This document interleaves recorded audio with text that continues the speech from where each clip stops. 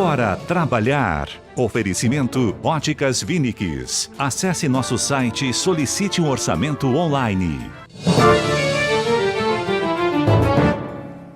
Muito bem, 8h31, hora de trazer conosco aqui o Dr. Manuel Neto, especialista em Direito do Trabalho, sempre tirando dúvidas das pessoas que estão ligadinhas com a gente aqui na Band em todo o estado. Tudo bem, doutor? Bom dia!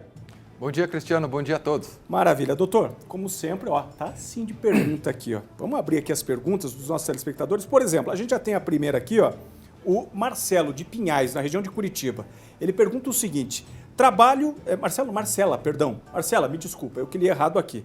Trabalho em um salão de beleza, como manicure.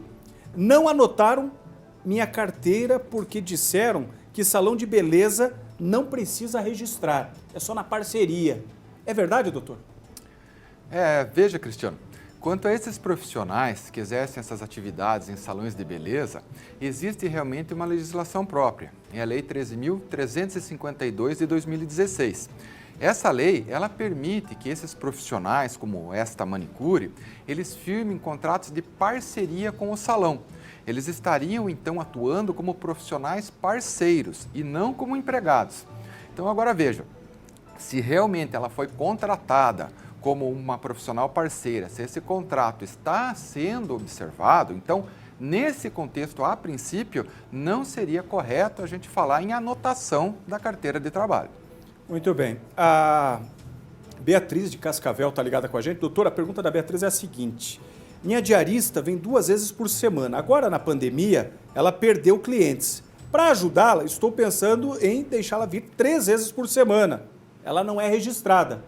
Incorre algum erro aqui, algum alerta para a Beatriz, doutor? Exatamente, Cristiano. O trabalhador doméstico, ele também tem uma legislação específica. É a Lei Complementar número 150 de 2015.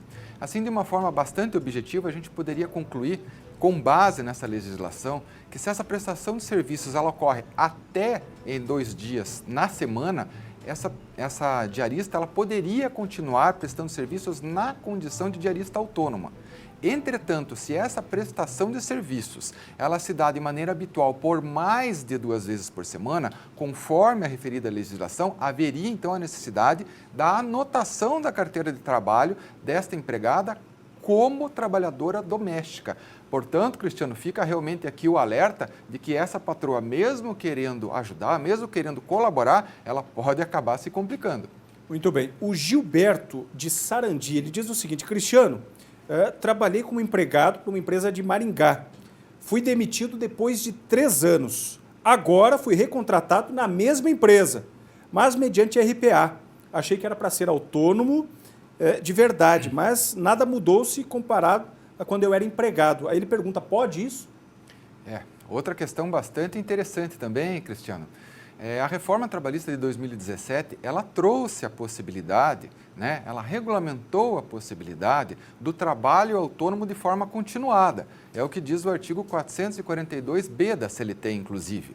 Entretanto, esse mesmo artigo da CLT que veio com a reforma trabalhista, ele previu que se no dia a dia das atividades desse autônomo estiver presente a subordinação, nesse caso, então, seria devida a anotação da carteira de trabalho. Seria, então, na verdade, um empregado.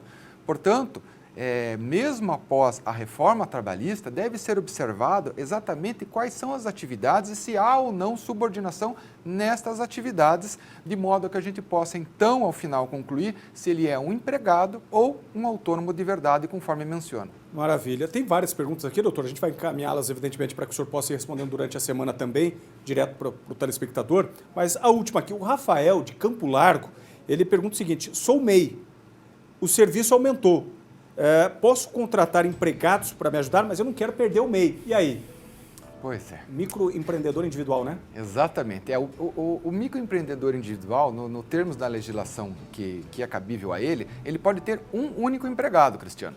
Então, a contratação de um segundo empregado já seria uma exceção que a lei permite apenas se houver uma doença, por exemplo, desse único empregado que o MEI possa possuir.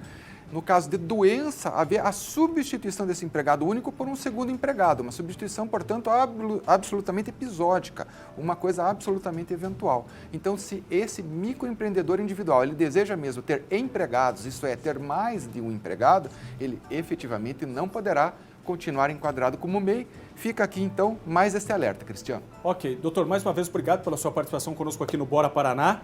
Até a próxima semana. Até mais, obrigado. Até mais. Lembrando que as outras perguntas, não dá tempo do doutor responder tudo aqui. A gente vai caminhando para ele e dentro do possível, né, ele vai respondendo a todas, tá certo? Você pode encaminhar, tem inclusive aí o Instagram do Dr. Manuel Neto.